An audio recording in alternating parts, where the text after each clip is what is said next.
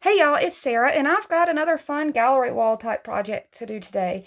I've seen this type of project done before with uh, MDF signs from Dollar Tree and that kind of thing. I wanted to show, obviously, a foam core option. This is such an easy craft and super cute, I think. And I'm going to be using my normal paints, the Waverly Wax in Clear, the Waverly Wax in Antique, the Waverly Chalk paint in the color ink, and that's my black, and I will probably call it black more often than I do ink.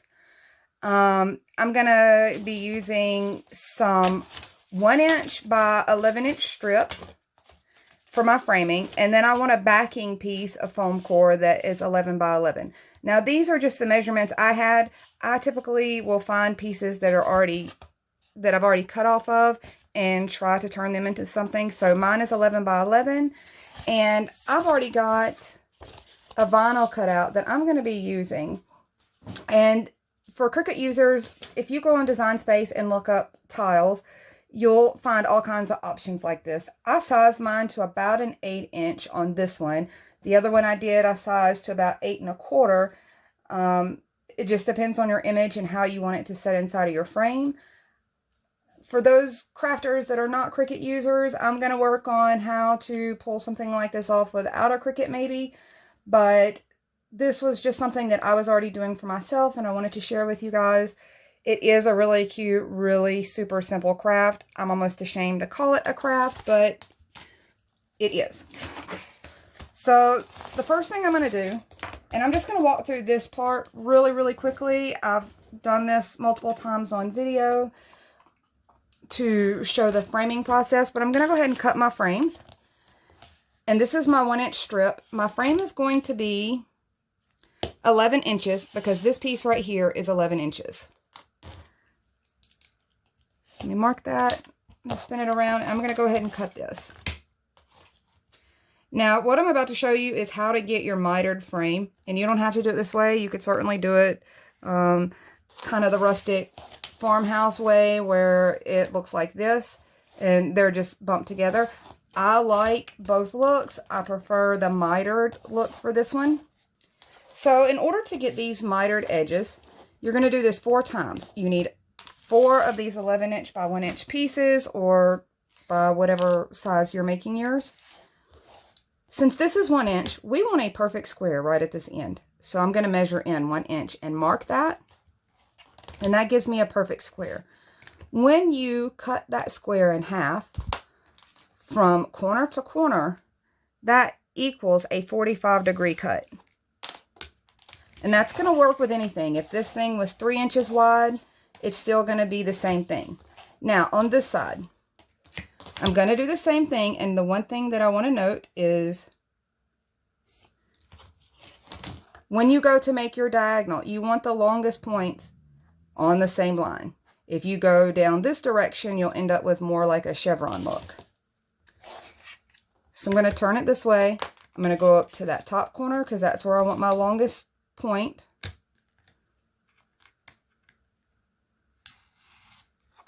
And you're just going to do this very same thing 4 times. And they'll all fit nicely together like this. So now that I've got those cut, let me move sharp objects out of my way. My next step is going to be to go ahead and paint my little frame pieces. And I'm not going to get real heavy into the paint details, but I do like to go over what I'm doing here.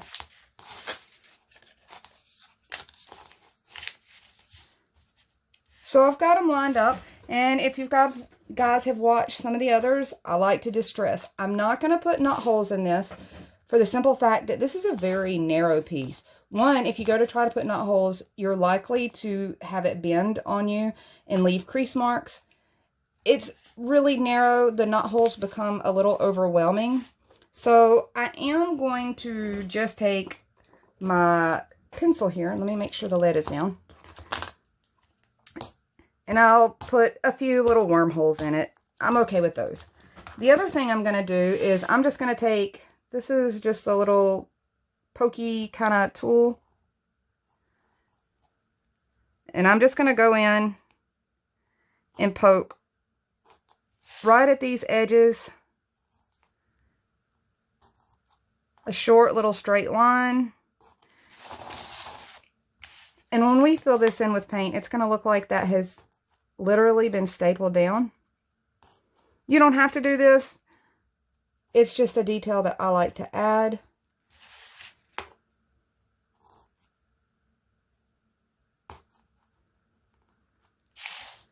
So I've got that in. I'm going to pull over my paints. Let me get this one out of the way so I have room. I'm going to pull over my paints. And to start off, I want to do my edges because I'm going to be using the mix of the antique and the ink. So I want both colors on my edges. I have been using this sponge, and this is just one of the Dollar Tree sponges cut in half. These come in a 6-pack. I use these for this edging now because I realized that it doesn't damage like this does. And I like the texture that this leaves for my wood grain, so I don't want to go through as many of these since these are $1 a piece and these are 6 for $1.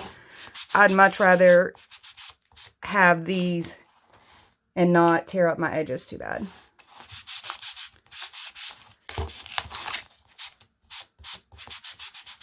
You could do this with a paintbrush. You could do it with anything. I'm just showing you shortcuts. A paintbrush takes quite a little time, and you end up with a lot more paint dripping down. And this, I don't have to get absolutely perfect with the antique because I'm also going to add the ink color over it.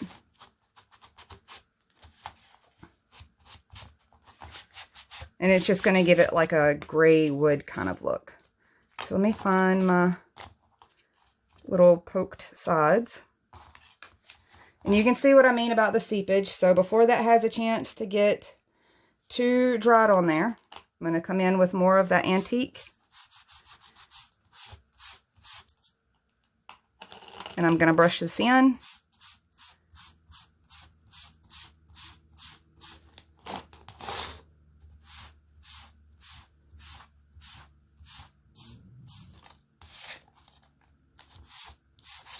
And you notice I didn't worry too much about getting those holes filled with this pigment because I actually want those to be darker with the darker pigment.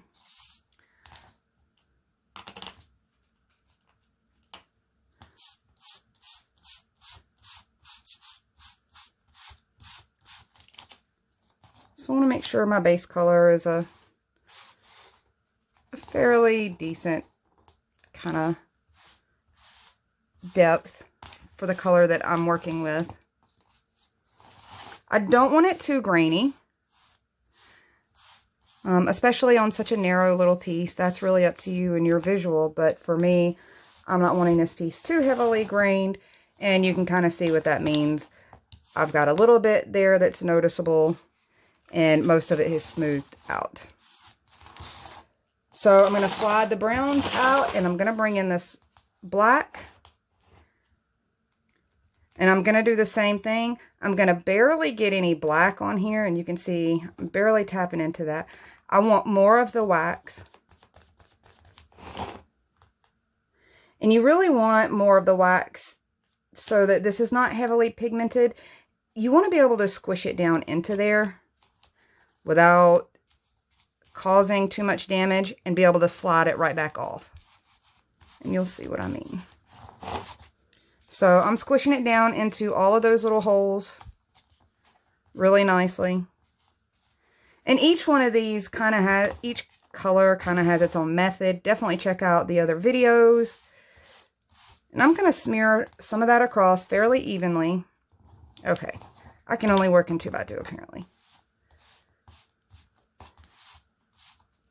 So now you see I'm back to a pretty heavy coverage. I'm not going to leave it that way. I'm going to go back in with one of these smoother type sponges and just blend that in a little. And it's lifting a lot of that paint off, but it's leaving like this nice kind of gray hue behind. So it's smoothing out some of that graining.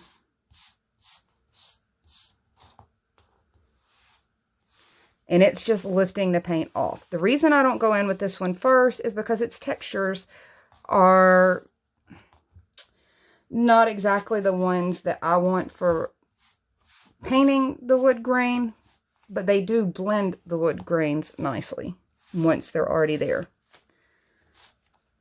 So there we go. Those are pretty much done to my liking. I'm going to set them aside to dry while we work on this other part. Guys, you got to give me a second to clean my hands off. I don't have a sink in here, but I do want to say that I just keep a water bottle when I'm working with this paint, because it's messy and because we're working with white foam core while it's being messy. I keep just a water bottle from Dollar Tree handy, and I can spray my hands. And if you catch all your paint before it dries on your surface, you can easily get it off your surface. I want to keep this other piece of foam core fairly white. So normally I don't stop to clean up in the middle. This time I feel like it's important. I don't want to get any paint residue, fingerprints, transfer, or any of that on this white as I go. So I think I've got most of it off. Although I know me, I'm going to leave fingerprints somewhere. So I'm going to pull this back over. And I'm going to pull out my little Cricut tool for this. And I use a popsicle stick anytime I'm doing vinyl or something like vinyl on here, because this surface is so fragile. And you know that, by the way, we're able to poke into it and do all those things. If you scratch too hard with one of the tools, it'll leave that kind of indentation where you scratched into this surface. And for this white one, we definitely want it to be a really smooth surface. So I'm just pulling this back. I've already got my transfer tape on there. I'm just using Hobby Lobby vinyl. Certainly use whatever brand that you're into using. I only have a small collection of vinyl. I usually prefer to paint things, but for this particular craft, this was just a much better way to do this. So there we go. Now, I cut mine down to 8 inches to make sure that, or I had mine cut at 8 inches to make sure that I was getting a little bit of space around this part, so that it almost framed it out.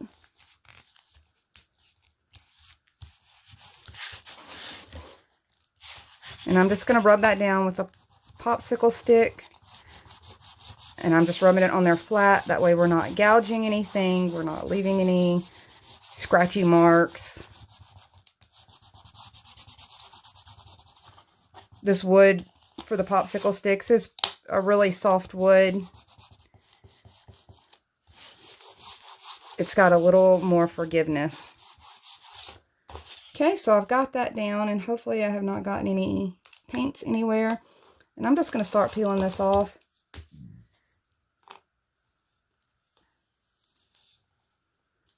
And I'm doing this, 1, to help me pull the transfer off, 2, to make sure that I'm not getting any fingerprints on anything. Excuse me, guys.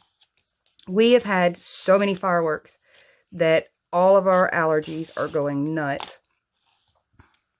I've watched some of the best fireworks shows in my entire life just from neighbors.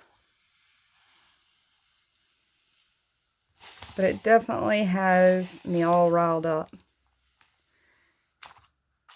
So I'm just going to keep pulling this off.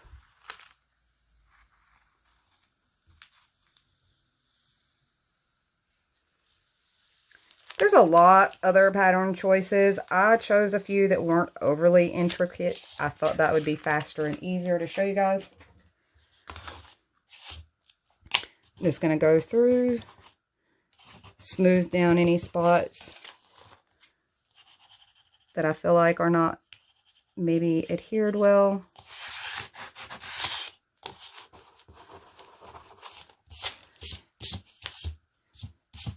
And my next step is to grab my frame back.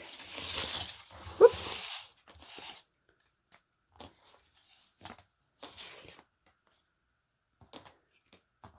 And I want to show you real quick, and I'm going to have to clean my hands again. These edges need to be hit one more time. And you want to do this now, because once you get it, once you go to set it on that white part, you are definitely not going to be able to go back in and touch that up. And more particularly on these parts that will lay inside. I should have double checked that while I was letting them dry.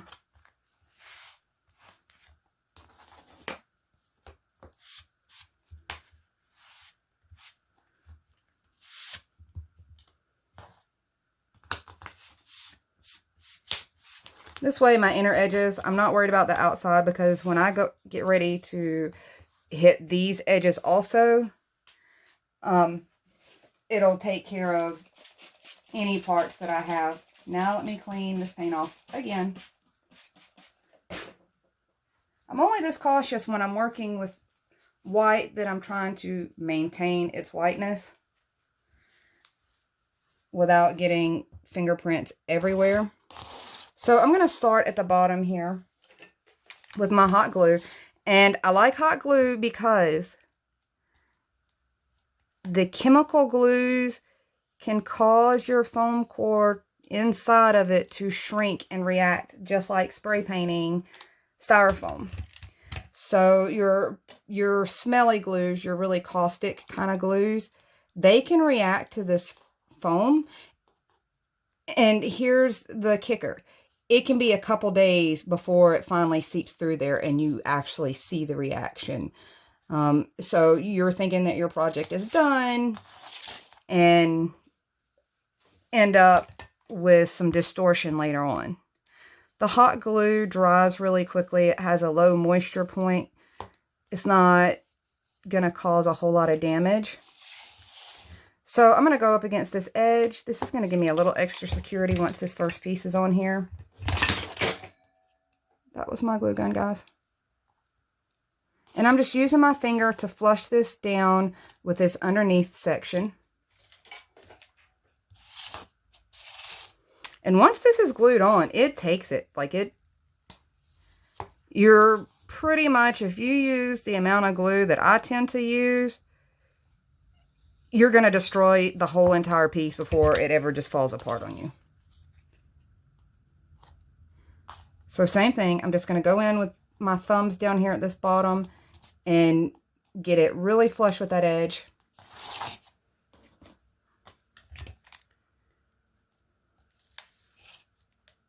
I'm going to hit both of these corners. I try to get as close to this edge as I possibly can so that those seams on the side are bonded really well. And kind of merge to look like one solid piece. So now that that part is done, now I've got glue stuck to me. I'm just going to take my sponge one more time. I'm going to add a little wax to it. And I'm going to come in and I'm going to hit both of these. And if I've got them aligned really well, hopefully no white will show through. I did not get really good alignment there. And I did not want to do the edges on the white like I usually do because I was really afraid of paint transferring from fingerprints and that kind of thing. So I've got to turn this sideways so I can do it and be really, really cautious. I know I'm a little out of frame, but let me try to... Trying to get this without accidentally touching it in the wrong spot.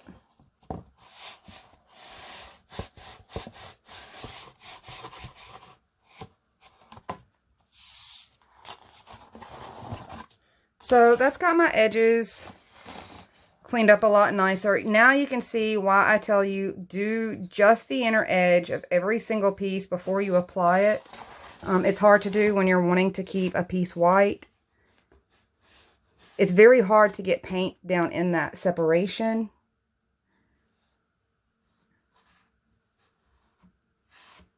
especially once there's hot glue involved. If you get them just right, they kind of meld together from the side, so you have a really nice, clean looking piece.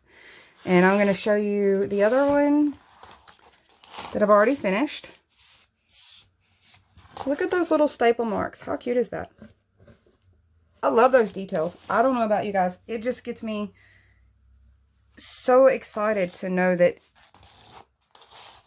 I can trick my own brain and I'm watching me do it.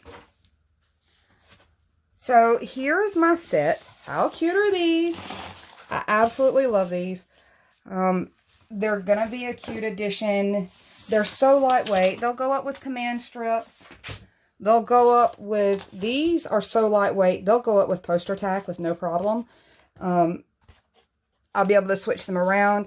If you've got shelves that you want to decorate that you're not wanting to put a lot of weight to, you absolutely could do it with those. Here is one. I tell you guys that I like to finish out my pieces. This is one. It's already finished out. The sides, the back, everything is all finished out. So it looks like a nice full piece. And I'll go back and do the back of this one. And you can see how cute those are. I love these. I actually plan on doing a couple smaller versions.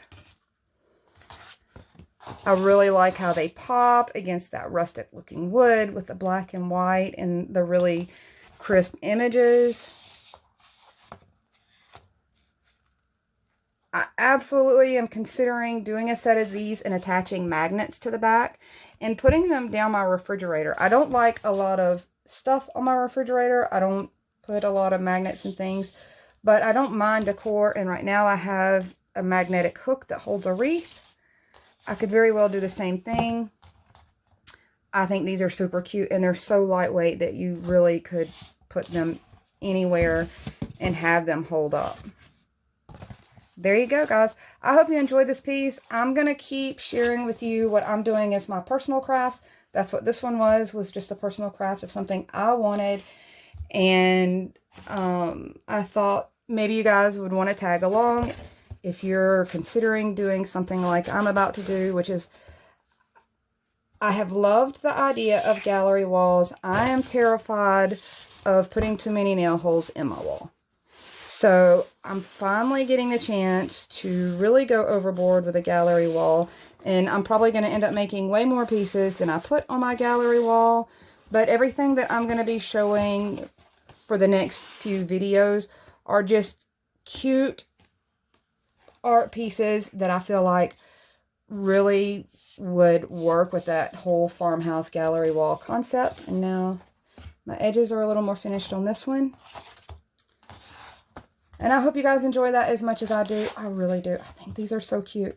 These could be used with, you could honestly, if you've seen the cute hooks, like the coat hooks and stuff that Target sells, you can attach these to the wall with your command strips and screw through them to your real wall. So if you wanted to put a hook in the center of this and do that, just get it attached to your wall and then just go through it the same way you would the drywall of your wall. And it will work that way. Just be careful not to tighten it down too much when you go to apply it, or you'll start to make the foam core crackle and indent where you're putting it. But I applied one where I had shelves on my wall already, took the shelves down, put my panel of faux wood up, and then put my shelves right back through where they had been into the anchors that were previously there, and it worked like a charm. So you could totally do that with something like this. I can see that with those Target style coat hooks coming through here and it being absolutely adorable. You guys let me know what you think. Is this something that you would use, make, or decorate with? I am really loving it, and I can't wait to try a few other ones in some different sizes to go on the shelves to match. And I hope maybe some of you decide to give it a try too. Thanks, guys.